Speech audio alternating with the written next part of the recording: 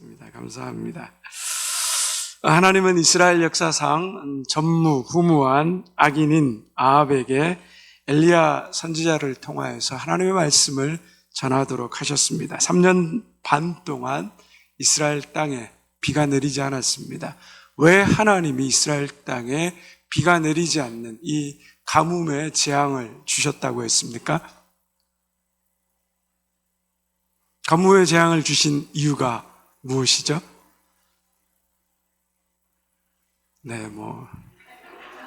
은혜 받으셨는데 기억도 또 잊어버리신 은혜도 비가 뭐라고요? 비를 관장하는 신이 누구라고요? 바알신이었다는 말이죠. 바알신. 그래서 이스라엘 백성들이 아합을 통하여 바알을 숭배하고 바알을 믿고 바알이 그 땅에 비를 내려서 풍성한 수확을 거두게 한다라는 그 믿음 가운데 있었다는 거죠. 그래서 하나님은 바알이 너희의 참신이 아니라 여호와 하나님, 내가 참신이다. 그래서 하나님이 비를 멈추게 하니까 이스라엘 땅에 모든 비가 멈추게 되었다는 거죠. 즉 하나님만이 참신임을 깨닫게 하시는 겁니다. 근데 하나님의 심판이 임했는데 하나님의 심판의 목적은 무엇입니까? 이무윤 목사님 했던 것처럼 손 들고 한번 할까요? 하나님의 심판의 목적이 뭐라고 했죠? 하나님의 심판은 멸망시키는 것이 아니라 하나님의 심판의 궁극적 목적은 구원하는 것이라고 말씀했죠. 이 심판을 통하여서 자신의 죄악을 깨닫고 다시 하나님께 돌아와서 새로운 회복의 삶을 살아가라는 겁니다. 그리스도 안에 새로운 피조물된 삶을 살아가라는 거죠. 그래서 하나님의 심판은 궁극적으로 구원의 목적이 있습니다. 아합 같은 악인에게도 그냥 확 죽여서 없애버려도 시원치 않을 죄인에게도 하나님은 선지자를 통하여서 하나님의 말씀을 증거하시는 사랑의 하나님이시라는 거죠. 그래서 심판의 목적은 구원입니다. 그런데 그 구원의 소식을 듣고 어떻게 합니까? 더 마음을 완악하게 가집니다. 그래서 하나님은 하나님의 말씀을 전한 엘리야 선지자까지 죽이려고 합니다. 그래서 하나님께서 엘리야 선지자를 그리 시냇가로 피신시키시고 까마귀를 통하여서 먹을 것을 공급하시고 그 시내의 물이 다 말라버리자 시돈 땅 그 사르밧 과부의 집으로 보내십니다. 이 과부는 어떤 과부였습니까? 아들이 하나 있는 과부였습니다. 그죠? 3년 이 긴 시간의 가뭄 속에 그 기근 속에 허덕이다가 이제 자신의 집에 있는 밀가루통에 마지막 남아있는 한 줌의 밀가루, 그리고 겨우 그 밀가루로 떡을 만들어 먹을 수 있는 기름, 조금의 기름을 먹고 더 이상 버틸 수 없어서, 더 이상 견딜 수 없어서 아들이 차마 자신 앞에서 죽는 모습, 굶어 죽는 모습을 볼 수 없으니까 이것 먹고 같이 죽어버리자 생각하는 그 여인에게로 하나님이 엘리야 선지자를 보내셨다는 겁니다. 보내시려면 좀 부자에게로 보내시지, 곧 먹고 죽으려고 하는 그 과부에게 하나님의 엘리야 선지자를 보내신 이유가 뭐라고 했습니까? 하나님의 역사는 부한 자, 강한 자, 힘 있는 자, 학식이 있는 자를 통하여서만 이루어지는 것이 아니라 하나님의 역사는 우리의 생각과 다르다는 거죠. 능력은 뭐죠? 하나님께 있습니다. 하나님에게는 우리의 지혜와 우리의 능력과 우리의 힘이 필요한 것이 아닙니다. 그건 하나님께 속한 것입니다. 하나님은 오히려 가난한 자를 통하여서 부한 자를 부끄럽게 하시고 연약한 자들을 통하여서 강한 자들을 부끄럽게 하시고, 하나님의 역사는 인간의 방법과 계획 속에 이루어지는 일이 아니라 하나님의 일하심 속에 이루어진다는 것. 그래서 가장 연약한 자일지라도 가장 소외된 자일지라도, 가장 불쌍한 자일지라도 하나님은 그를 통하여서 일하신다라는 것을 우리에게 보여주시는 겁니다. 그래서 죄인인 우리에게 소망이 있고 구원이 있고 은혜가 있는 것입니다. 나를 통하여서 하나님이 일하신다는 거죠. 이것이 중요한 것입니다.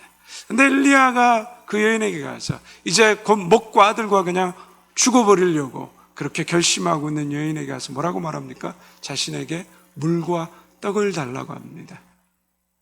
어떤 분이 이 장면을 보면서 저한테 그러더라고요. 성경에도 멍멍 소리가 나옵니다. 이러더라고요. 아니, 이 긴 가뭄에 그녀에게 물이 어디 있으며 이제 마지막 먹고 죽으려고 하는 떡을 자기에게 달라니 이게 말이 되느냐는 거죠. 이 물과 떡은 여인과 그 아들에게는 생명이었습니다. 그거 주고 나면 그냥 마지막 먹고 죽는 거야 아니라 그냥 굶어 죽는 거죠. 그런데 엘리야가 그 여인의 두려움을 알고 뭐라고 말합니까? 두려워하지 말라는 겁니다. 하나님이 너가 그 말씀에 순종하면 너희 밀가루통과 너희 기름병에 그 기름이 떨어지지 않겠다라고 하는 것입니다. 듣기는 쉬운데 뭐죠? 순종하기는 어렵습니다. 아멘은 잘하는데 말씀에 따라 사는 것은 절대 쉬운 일이 아닙니다. 자기의 생명과 같은 이 떡, 자기 아들에게 그래도 죽기 전에 마지막 그 배고픔이 아닌 그래도 좀 먹었다, 이런 마음을 줄 수 있는 생명과 같은 떡을 주려고 하는 것은 정말 쉽지 않은 겁니다. 떡이냐 하나님이냐, 이 과부는 선택의 기로에 놓여 있었습니다. 얘는 무엇을 선택합니까? 하나님의 말씀, 그 약속의 말씀을 믿기로 결정합니다. 그리고 엘리야가 하나님의 말씀대로, 말한 대로 하나님의 말씀이 그녀의 삶 가운데 그대로 이루어집니다. 사르밧 과부가 떡이 아닌 하나님을 붙들었기 때문에 그녀는 떡도 얻을 수 있고 하나님도 얻게 되었습니다. 마찬가지입니다. 우리가 돈을 붙들고 권력을 붙들고 명예를 붙들고 사람을 붙들면 우리 생각에 살 것 같습니다. 우리 생각에 될 것 같습니다. 그러나 결국 하나님 외에 다른 것을 붙드는 것은 우리를 영원히 살리지 못합니다. 장례식에 가면 늘 느낍니다. 어마어마한 부자가 있습니다. 근데 그 많은 돈이 그 장례식에서 그 사람을 못 살리거든요. 어마어마한 권력을 가진 사람이 있었습니다. 장례식에 가보면 그 권력이 다 쓸데없습니다. 인기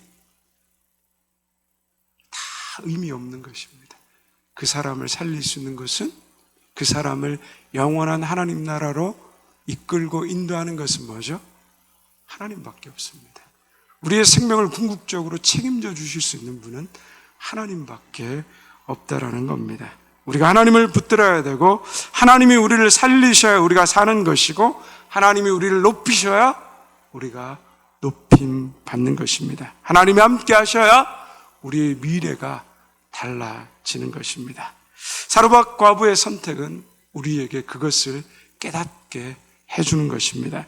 오늘 본문은 그에 이어서 또 다른 기적이 납니다. 이제 한 곱이 넘겼다고 생각했는데 기름통에 기름이 떨어지지 않고 그 밀가루통에 밀가루가 떨어지지 않아서 그 기근의 세월을 엘리야 선지자와 함께 잘 넘겨가고 있었는데 갑자기 어느 날 아들이 병들어 죽게 됩니다. 엘리야에게 호소하고 엘리야가 간절히 기도하자 그 죽었던 아이가 다시 살아난 기적이 일어납니다. 이 아들을 살린 기적을 경험한 여인의 고백이 의미심장합니다. 우리 17장 24절의 말씀 같이 함께 읽겠습니다. 여인이 엘리야에게 이르되 내가 이제야 당신은 하나님의 사람이시오 당신의 입에 있는 여호와의 말씀이 진실한 줄 아노라 하니라. 이 여인이 뭐라고 말하고 있습니까? 여기 특별한 말이 하나 들어가 있습니다. 내가 뭐라고요? 이제야 참 믿음을 갖게 됐다는 겁니다. 이제야 당신의 말과 하나님이 참 하나님이심을 알게 되었다라고 말합니다. 아들을 살린 기적을 경험한 후에 참 믿음을 갖게 됐다는 말이죠. 그러면 왜 앞에 떡을 주신 기적 후에는 그런 믿음을 왜 갖지 못했을까요? 떡을 먹고 했으면 그 기적을 경험하고 하나님을 알게 되었으면 그때 내가 당신의 말과 하나님이 참신이라는 것을 분명히 알게 되었다라고 그때도 고백해야 될 것 같은데, 그 고백이 그 하나님의 놀라운 떡과 기름이 채워진 기적 후에가 아닌 죽은 아들이 살아난 기적 후에 나타나는 것입니다. 분명히 떡을 먹는 기적 가운데서도 감사하고 은혜가 충만했을 것입니다. 그러나 그 뒤에는 어떤 그녀의 믿음의 고백도 등장하지 않고 있습니다. 아들을 살린 기적 후에야 이제야 참 믿음을 가지게 되었다라고 고백하고 있는 거죠. 이것이 우리에게 무엇을 말하고 있습니까? 무엇을 말해주고 있습니까? 왜 뒤에 그 아들이 살아난 기적이 더 큰 기적이었기 때문이었을까요?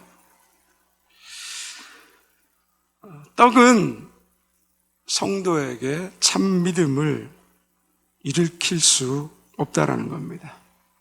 여기서 떡은 육신의 문제를 해결해주는 모든 은혜와 기도의 응답을 말합니다. 이걸 우리가 가장 잘 확인할 수 있는 예가 신약 성경에 가면 오병이어 기적입니다. 보리떡 5개와 물고기 2마리로 하나님께서 5,000명, 예수님께서 5,000명에 되는 사람을 먹입니다. 사람들이 난리가 났습니다. 자신의 눈앞에 보리떡 5개와 물고기 2마리로 5,000명이나 되는 사람이 고기와 떡을 먹고도 12광주리가 남습니다. 그냥 우리가 동화 이야기처럼 들어서 그렇지, 만약 내가 그 현장에 여러분 주인공이라고 생각해 보십시오. 조그만 아이가 보리떡 5개와 물고기 2마리를 가지고 엄마가 싸준 도시락을 가지고 예수님 앞에 드렸는데, 예수님이 기도하고 축사하고 제자들에게 나눠주라고 했는데 갑자기 마술을 부린 것처럼 계속해서 보리떡이 나오고 물고기가 나옵니다. 사람들 눈이 휘둥그레지지 않았겠습니까?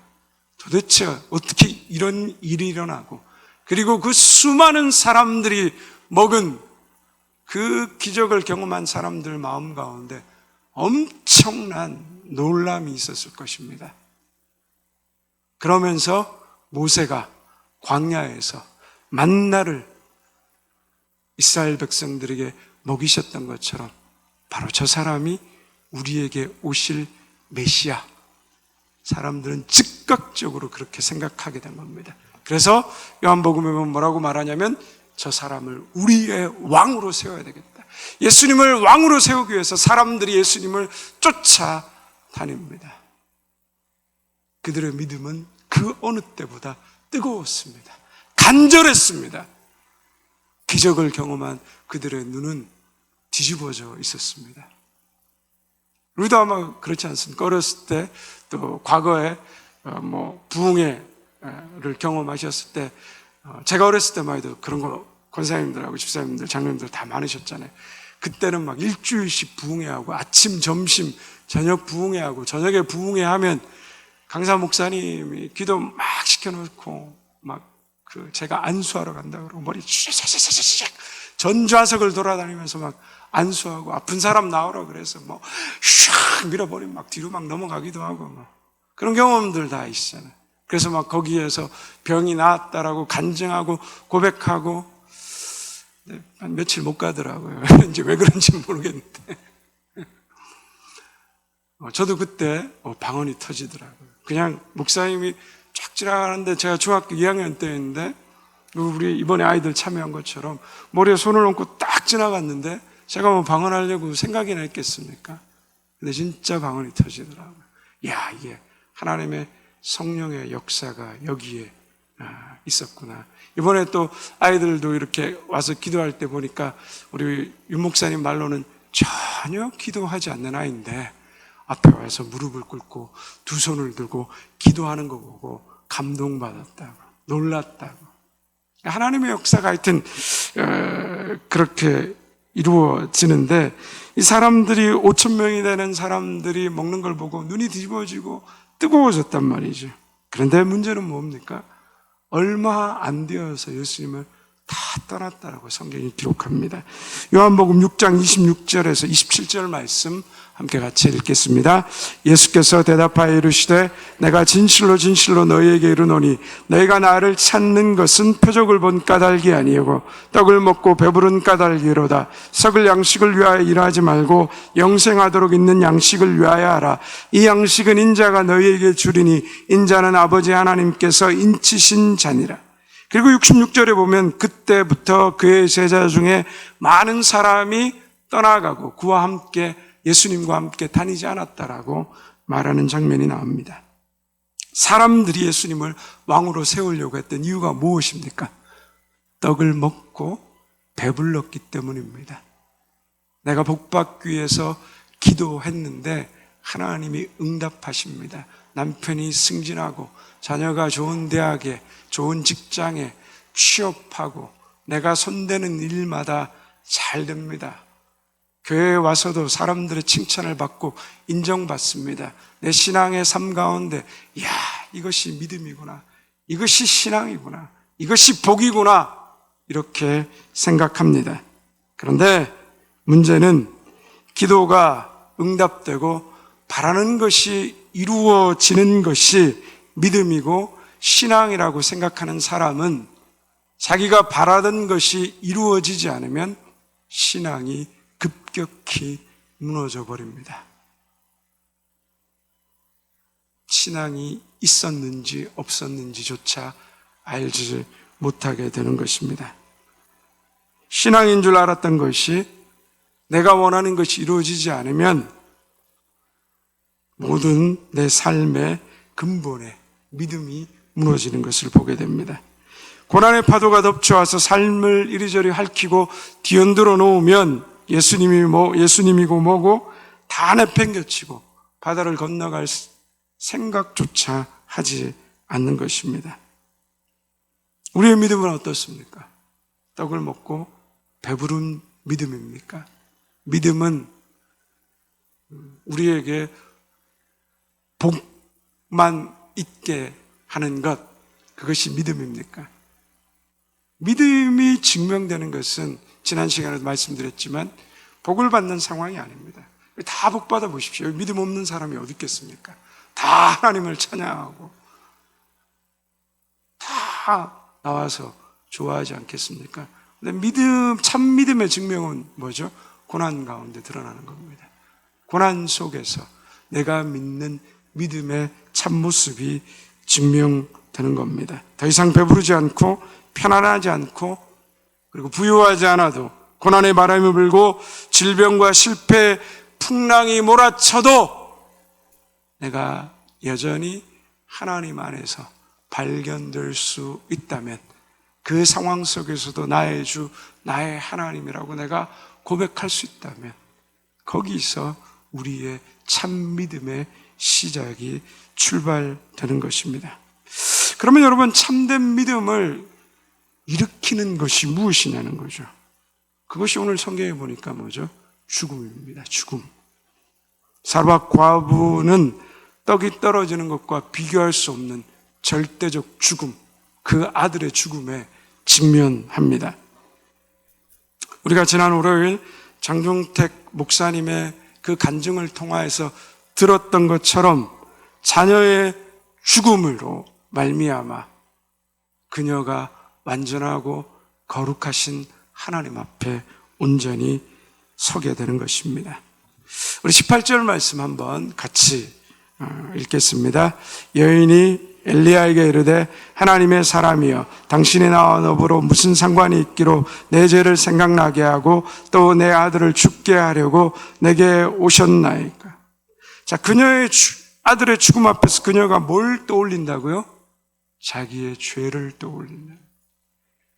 그러면 나도 아들이 죽어야 참 믿음이 생길까? 이게 아니라 내 인생에 가장 소중한 것이 뭐냐는 거죠.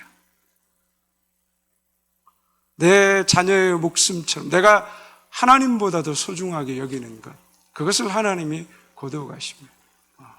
돈일 수도 있고 힘일 수도 있고 또 내가 사랑하는 무언가 취미일 수도 있고, 내가 이거 없으면 안 된다는 것을 하나님이 취하실 때가 있습니다. 내 건강을 취하실 때도 있고, 내가 가장 두려워하는 것을 또 걷어가실 때가 있는 거죠.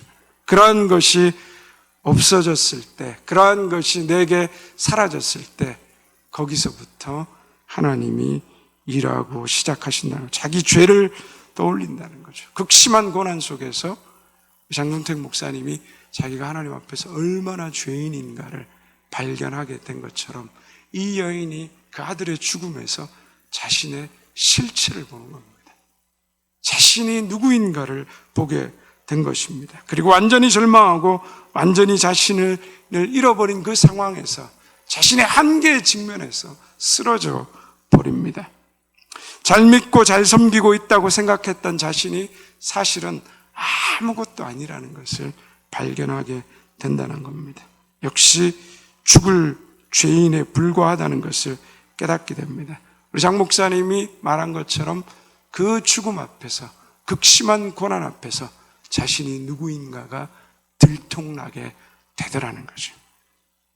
하나님 앞에서 내가 얼마나 큰 죄인인지, 하나님 앞에서 얼마나 내가 부끄러운 사람인지, 하나님 앞에서 얼마나 내가 가면을 쓰고 살아가는 죄인인지 들통나고 고백하게 되자 이 여인 가운데 참 믿음이 시작되는 역사가 있게 됩니다.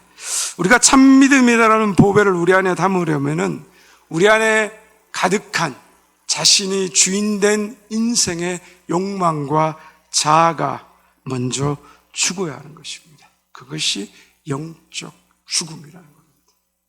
우리가 영적으로 우리 안에 있는 내 자신이 주인된 자아와 욕망이 죽어야 되는 겁니다. 그 내 자신의 자아가 죽음으로부터 하나님이 내 인생의 참된 주인으로 발견되는 그 순간에서부터 우리가 새로운 은혜와 믿음의 시작이 이르게 되는 것입니다. 내 자아가 죽지 않으면, 내가 여전히 주인으로 살아있으면 참 믿음이 시작되지 못한다는 것입니다. 자신이 괜찮은 사람으로 생각되고 믿음 있는 사람으로 생각되는 한 우리 안에는 참 믿음이 시작될 수 없다는 겁니다. 목사이기 때문에, 장로님이기 때문에, 권사님이기 때문에, 안수집사님이기 때문에, 내가 교회 열심히 하고 봉사하고 다른 사람 보기에 좋아 보이기 때문에 괜찮아 보인다면 거기에서는 참 믿음이 시작되지 않는다는 겁니다. 자신의 자아가 죽을 때 나 같은 죄인 살리신 주 은혜 고마워, 나 같은 죄인에게 베풀어 주신 그 하나님의 은혜, 하나님 나는 아무것도 아닙니다. 주님 없으면 나는 아무것도 아닙니다. 내가 여기 있는 것, 내가 받은 복, 내가 받은 은혜, 내가 받은 건강, 내가 받은 물질, 내가 누리는 이 모든 것 하나님으로부터 온 것임을 믿습니다. 그 믿음의 고백이 나에게 시작될 때 참 믿음이 생겨나는 것입니다. 엘리야는 죽은 아들을 여인의 품에서 받아가지고 안고 자기 거처에 올라가서 침상에 누입니다. 어머니만 가지는 그러한 사랑이 엘리야에게서 드러나고 있습니다. 죽은 사람을 안는 일이 어떻습니까? 무섭습니다. 그리고 고통스러운 일이기도 하고, 더군다나 선지자에게 죽은 아들을 안는 것은 부정한 일이었습니다. 더러워지는 일이었습니다. 엘리야는 기꺼이 더러워지면서 죄인의 자리에 들어갔습니다. 두려움을 사랑으로 극복했습니다. 21절에 보니까 아이의 몸에 3번이나 누워서 그 아이의 몸에 그대로 자신을 포개어서 간절히 기도합니다. 이것은 그의 죽음과 하나가 되고 그의 죽음의 자리로 엘리야가 들어가는 것입니다. 정리해보면 엘리야의 기도는 단순한 어떤 열렬한 기도가 아니라 그 아이를 위해서 사랑함으로 죄인의 자리에 들어가고 사랑함으로 부활의 자리에 들어가고 있는 그 죽음에 참여하는 기도였습니다. 이것이 우리의 기도가 되어야 하는 것입니다. 그냥 단순히 그냥 보기 좋고 듣기 좋고 화려한 것이 아니라 한 영혼을 정말 깊이 우리가 사랑한다면 그 영혼과 하나 된 그 십자가의 자리로 우리가 들어가야 된다는 것입니다. 엘리야의 기도가 바로 예수님의 기도를 예표하고 있습니다. 예수님이 우리를 사랑함으로 부정함을 입고 죄인의 모양으로 이 땅 가운데 오셔서 죄인의 모양으로 십자가를 지시고 죽으셨고 그리고 우리를 위해서 부활하셨습니다. 예수님은 우리의 죽음과 하나가 되어서 우리와 함께 십자가에 못 박혀 죽으셨습니다. 그리고 그렇게 온전히 우리와 하나가 되어 죽으심으로 우리를 위해 부활하신 것입니다. 바로 엘리야의 기도는 이런 예수 그리스도의 기도, 십자가의 기도가 담겨져 있습니다. 그러면 하나님은 왜 엘리야에게 이 과부의 아들이 죽었다가 다시 살아나게 하는 그 경험을 하게 하시는 걸까요? 죽어가는 과부와 아들을 먹여서 살리셨는데 왜 갑자기 이 아들이 병들어 죽게 되고 그 죽은 아들을 다시 살리는 일을 하고 있을까요? 그것이 무엇을 의미하는지 우리 야고보서 5장이 이렇게 말하고 있습니다. 야고보서 5장 15절에서 20절까지의 말씀을 한번 같이 읽겠습니다. 믿음의 기도는 병든 자를 구원하리니 주께서 그를 일으키시리라.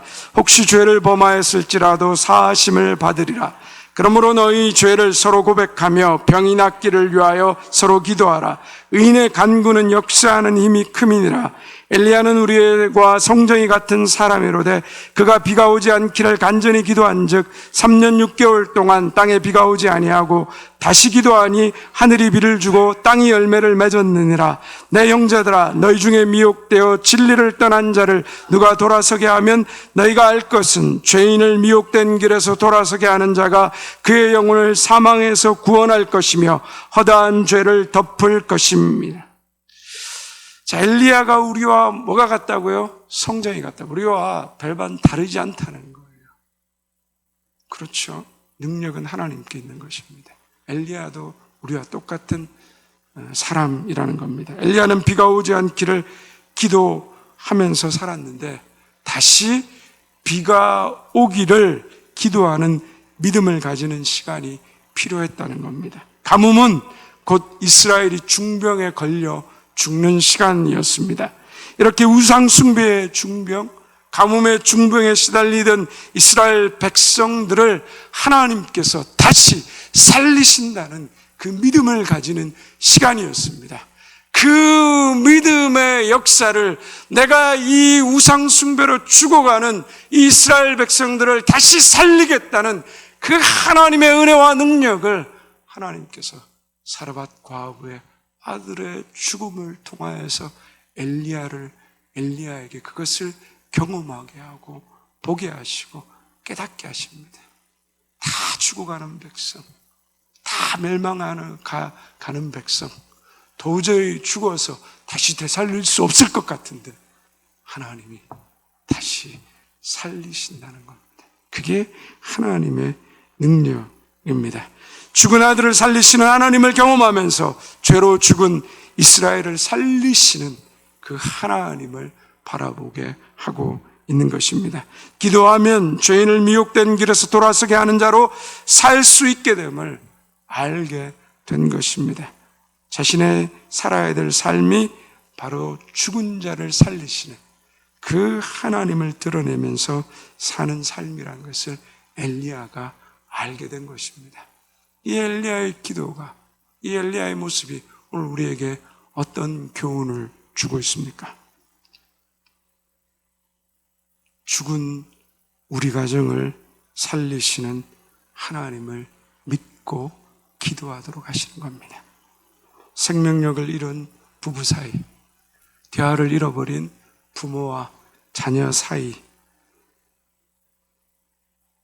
하나님이 회복시키십니다. 우리가 간절한 기도로 나아가고 하나님의 말씀에 순종하면 하나님이 살려내실 것입니다. 죽어가는 한국교회, 죽어가는 다음 세대. 이번에 우리 아이들이 함께 그 부흥회에 참여하면서 참 감동이 있었습니다. 저희는 어렸을 때 교회가 놀이터였고 교회가 저희 모든 이 요즘으로 말하면 엔터테인먼트의 장이었습니다.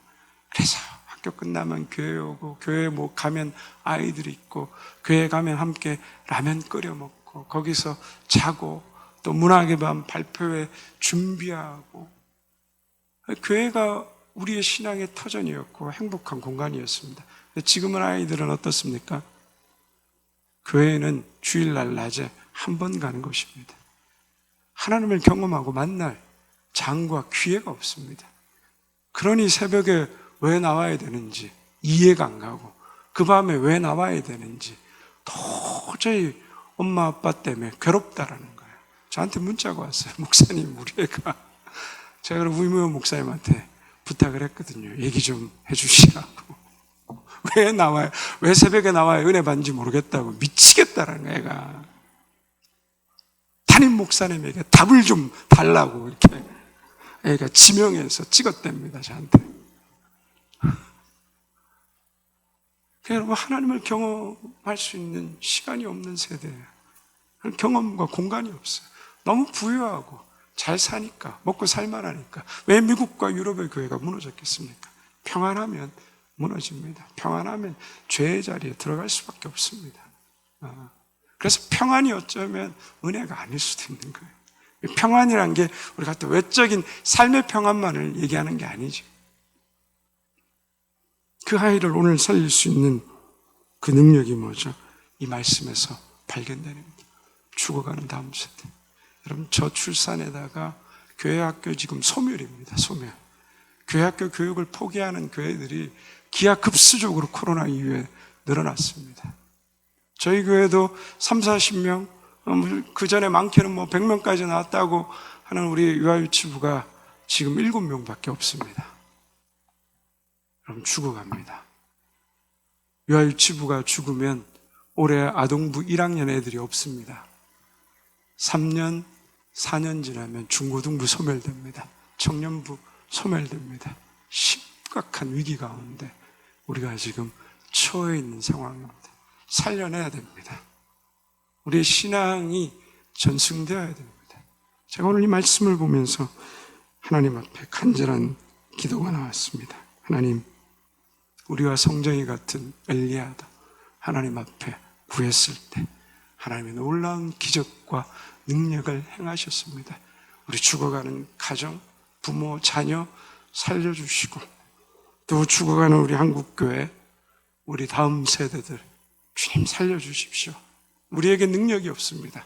그러나 하나님 말씀에 순종하고 믿음을 가지고 기도하며 나아가면 하나님께서 이 세대들을 새롭게 하시고 살리시고 이 죽은 아들을 부활시키셨던 그 하나님의 능력이 오늘 우리 가운데도 나타나고 보여질 줄 믿습니다. 부르짖어야 되고 우리 목사님 말씀한 것처럼 먹이셔야 되고 투자해야 되고 간절함으로 우리가 하나님 앞에 며 달릴 때라고 믿습니다. 이러한 하나님의 말씀의 순정함을 통하여서 우리의 기도를 통하여서 하나님의 놀라운 응답의 역사가 오늘 여러분의 가정과 이 교회와 한국교회 우리 전체 하나님의 귀한 새로운 그 부활의 역사가 시작되도록 함께 기도하는 저와 여러분 되기를 주님의 이름으로 축원드립니다.